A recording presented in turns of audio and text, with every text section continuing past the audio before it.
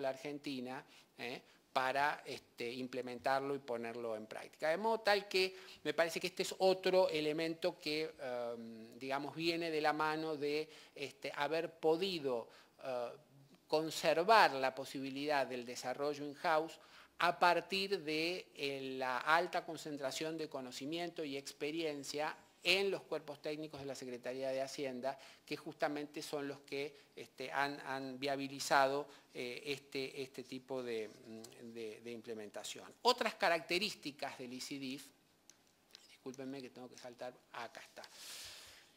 El alcance funcional, ¿no? Desde la parte, digamos, más clara de lo que ustedes ven allí era el alcance funcional de la versión anterior al ICDIF, ¿no? El núcleo central del SLU, con los negocios de tesorería, contabilidad y demás. Y bueno, evidentemente estamos planteando una ampliación de ese alcance conceptual e informático. Estamos yendo hacia la incorporación de toda la operatoria de préstamos externos. Y también estamos mejorando nuestra capacidad de diálogo con otros sistemas vigentes en la administración financiera, el sistema bancario, los sistemas de la FIP. Entonces, el hecho de haber ido a una tecnología web y el hecho también de haber tomado como desafío la ampliación del alcance funcional nos permite mostrar para el caso del ICDIF esta foto.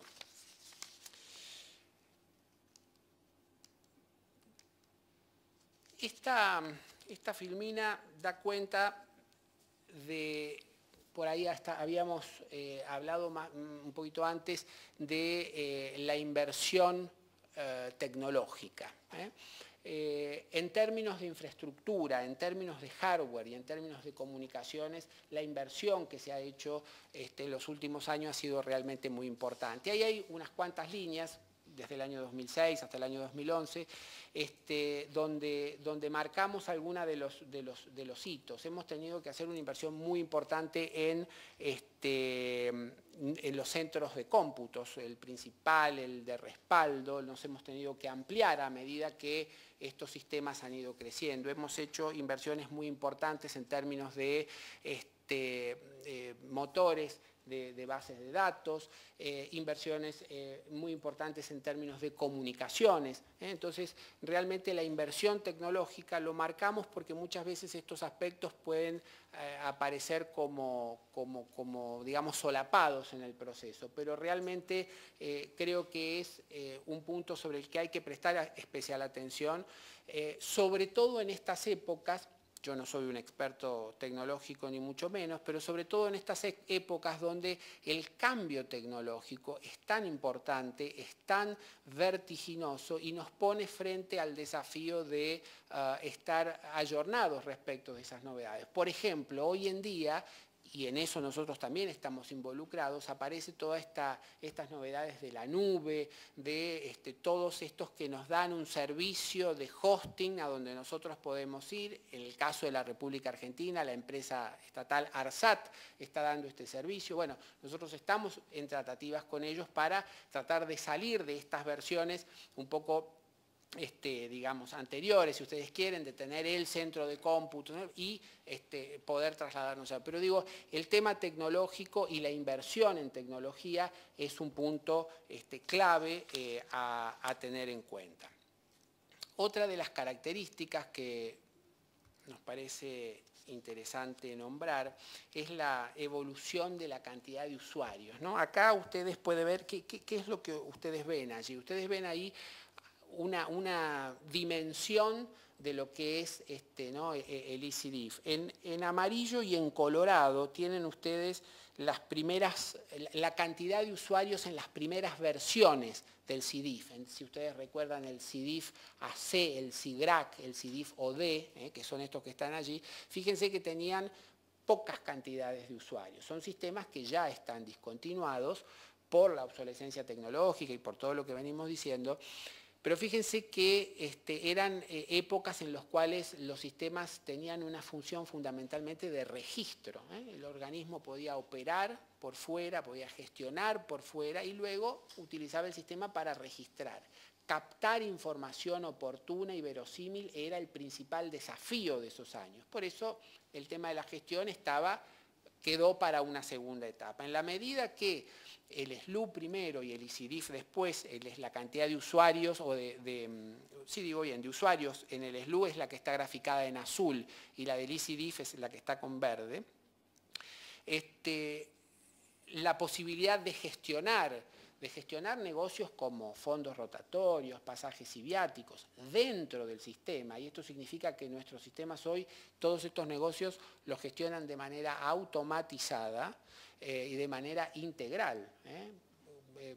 Eso ya lo tenía el SLU y el ICDIF lo ha profundizado. Las gestiones judiciales, los embargos, las sesiones, que son unos galimatías tremendos. Bueno, los sistemas nuestros hoy lo hacen de manera, insisto, automática y generalizada.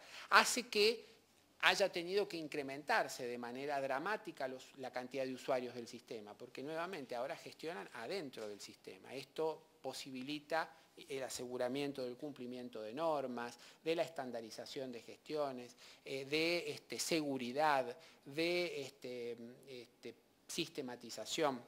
Fíjense que si nosotros en el último año que estamos reportando allí en el 2012, sumamos la cantidad de usuarios que tenemos todavía en el sistema SLU, esos 5.300, los azules, más los casi 4.000 que tenemos en el ICDIF, que son los verdes, tenemos prácticamente 10.000 usuarios, de los cuales 2.000 o hasta 2.000 pueden ser concurrentes. Entonces imaginen ustedes el porte de lo que estamos hablando. Como les manifesté, la estrategia de implantación del ICDIF fue una estrategia progresiva, es decir, hemos ido reemplazando de manera progresiva negocios que teníamos y que en algunos casos todavía tenemos en el SLU y los hemos ido pasando hacia el ICDIF. Esto también es muy importante porque esto ha sido, diría yo, esto ha sido un proceso transparente para el usuario, es decir, la convivencia entre estos sistemas se hace a nivel informático, no es el usuario el que tiene que subsanar esta coexistencia de algunos de sus negocios en el SLU y otros en el ICDIF, sino que informáticamente esta convivencia está solucionada, de modo tal que es transparente para el usuario. Esto es también un detalle muy importante porque desarrollar convivencia de todos estos sistemas es costoso, lleva mucho esfuerzo humano y también material. Entonces, ¿cómo ha sido este proceso? Vamos a ver si esta lámina lo intenta mostrar. Allí están nombrados los principales negocios de la administración financiera, la formulación del presupuesto, las modificaciones presupuestarias, los pagos y los gastos. Si nosotros nos paramos, voy a ir un cachito para atrás, si nosotros nos paramos en el año 2008, cuando este proceso comenzó, todos estos negocios estaban en el SLU, estamos hablando a nivel de organismos, ninguno estaba en el ICDIF. A partir del 2008 comenzamos reemplazando los negocios presupuestarios, seguimos con los de pagos y hoy en día estamos en los de gastos. ¿Dónde vamos a estar parados a fin de este año? Vamos a tratar de pararnos aquí, a ver si podemos. ¿Esto qué significa? Vamos a ver para atrás. Ahí. ¿Esto qué significa? Significa que cuando termine el año 2012, los negocios centrales, que son los presupuestarios, formulación del presupuesto, modificaciones presupuestarias, programación de la ejecución física, en el 100% de los casos los organismos los van a estar ejecutando en el ICDIF. El SLU no se usa más para esos negocios a fines del 2002. Los negocios que tienen que ver con entes y pagos, que son los que siguen, están desarrollados prácticamente en un 90%. El 90% de la administración administra esos negocios a través del ICDIF. El que viene un poco más rezagado es el que está más externo, es el de gastos, que a fines del 2012 va a estar implantado, o ya está implantado, en prácticamente el 25% de los organismos. El proceso de despliegue total de este último negocio, que es el de gastos, creemos que va a estar finalizado en el año 2013, como ustedes pueden ver allí. Es decir, que finalizado el 2013, el SLU no va a existir más.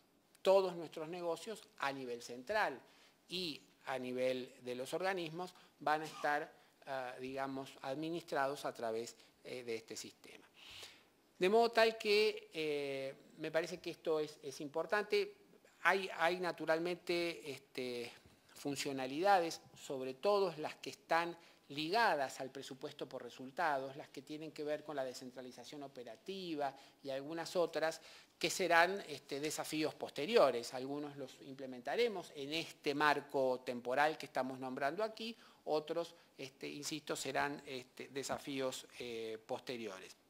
Pero realmente entendemos que el proceso ha sido, digamos, exitoso y como ustedes pueden ver aquí, está en un grado importante de desarrollo y a fines del año próximo alcanzará la totalidad de la Administración Pública Nacional.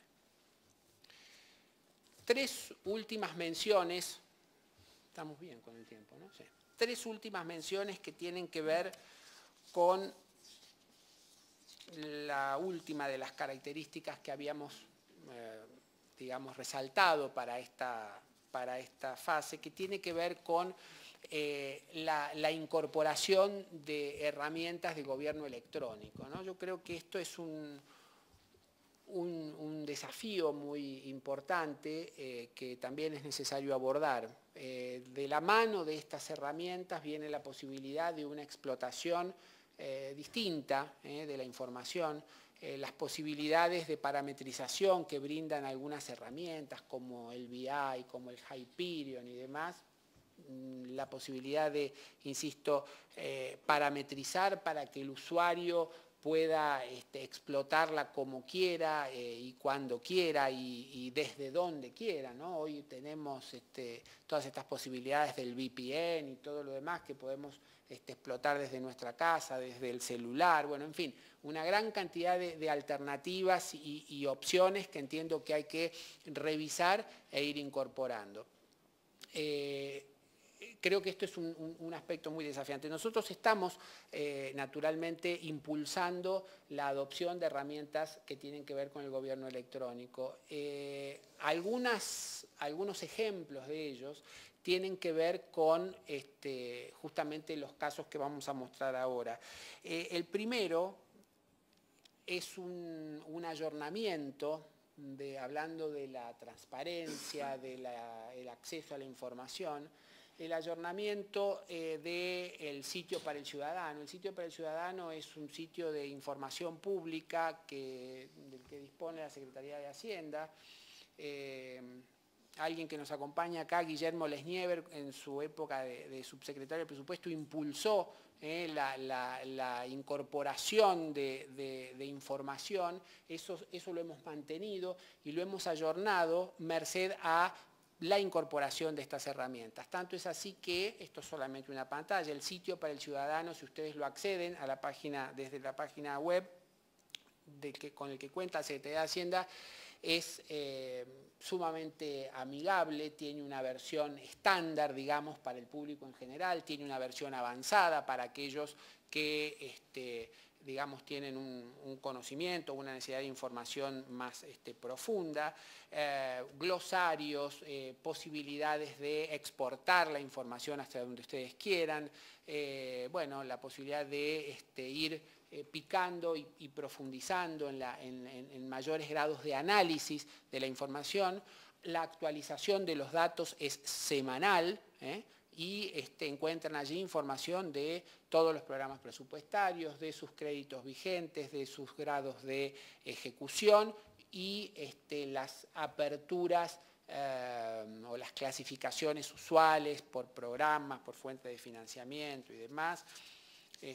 Hay algunas que nos gustaría que estuvieran, que no están, pero bueno, en fin, estos procesos creo que son importantes y creo que esto es un ejemplo de una aplicación práctica de una de estas herramientas que tienen que ver con el gobierno electrónico y que permiten una respuesta concreta en términos de transparencia y de brindar información al ciudadano. Otra aplicación que tiene que ver con el gobierno electrónico y que se vincula más con el mundo de los servicios, cómo damos mejor servicio. La herramienta se llama eProv, está ya disponible para los organismos y es una facilidad para que los proveedores del Estado, con una clave que se valida con AFIP, puedan acceder y consultar el estado de sus pagos. Si tienen pagos pendientes, si han recibido pagos a cuentas, si se les ha, a ver si tenemos esta segunda, bueno, eso es una vista también, si se les han practicado retenciones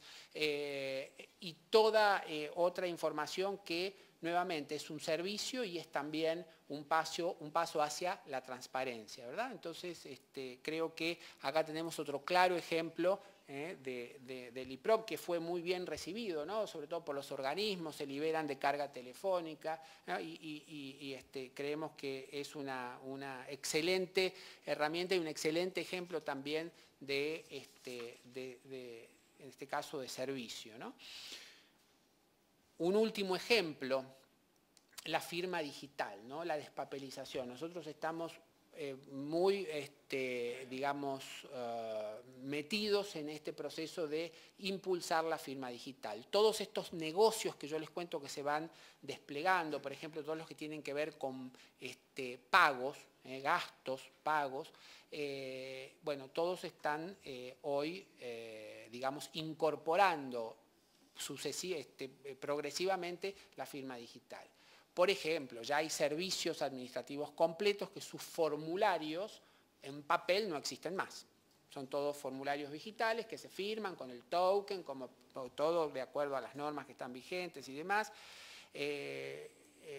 A veces las resistencias son mayores, a veces son menores, pero en general el proceso avanza y permite, digamos, estas incorporaciones con todas las seguridades, con todas las posibilidades de auditoría que se ven potenciadas por el uso de estas herramientas. Podríamos dar otros, pero creo que estos son los tres ejemplos más interesantes desde el punto de vista de incorporación de herramientas que tienen que ver con el gobierno digital. Bueno, a modo de síntesis y como mensaje final, un poco las lecciones aprendidas, ¿no? Cuando escuchaba las presentaciones de Ricardo, sobre todo de Marcos, juro que no las compatibilizamos antes, pero realmente me parece que es muy interesante, digamos, leer esto que dice acá, tratar de recordar lo que nos decían más temprano y cómo creemos que estos comportamientos, estas características que están presentes de una manera u otra desde el principio de este proceso son las que siguen posibilitando el avance y la mejora continua. La visión compartida, construir una visión compartida es algo en lo que ponemos mucho énfasis para que, como decía yo recién, podamos entender todos lo mismo. Hay que tener metodologías de trabajo claras, hay que tener planes también de trabajo claros con resultados preestablecidos que se puedan controlar, que se pueda entender por qué se llegó, por qué no se llegó. El compromiso de las autoridades políticas es clave, si eso no está, no es posible avanzar, como tampoco es posible avanzar si la organización no se hace dueña del proceso y no entiende por qué está haciendo ese esfuerzo y en qué medida ese esfuerzo sirve para mejorar la gestión, para facilitarla, para aligerarla, para profundizarla. los procesos de cambio son lentos, llevan tiempo y es necesario acompañarlos, es necesario comprender los tiempos de maduración, nada es de la noche a la mañana, y por último, tampoco nada es posible sin un adecuado proceso de sensibilización, difusión y capacitación. Eso también está presente en estos 20 años desde el momento cero, como mencionaba Ricardo. Él decía, bueno, si teníamos algún dato de cuántas actividades habíamos hecho en el centro de capacitación. Miren, desde el año 92 a la fecha se han hecho más de 2.000 actividades de capacitación entre los cursos interamericanos, los cursos a los organismos, y han pasado más de 50.000 funcionarios solamente por el centro de capacitación de la Secretaría de Hacienda. 50.000, que es un numerazo, ¿no? Entonces, más actividades como estas, más todo lo que continuamente se invierte en términos de, insisto, sensibilización y difusión. De modo tal que, bueno, hasta acá llegamos, les agradezco la atención y, bueno, continuamos. Gracias.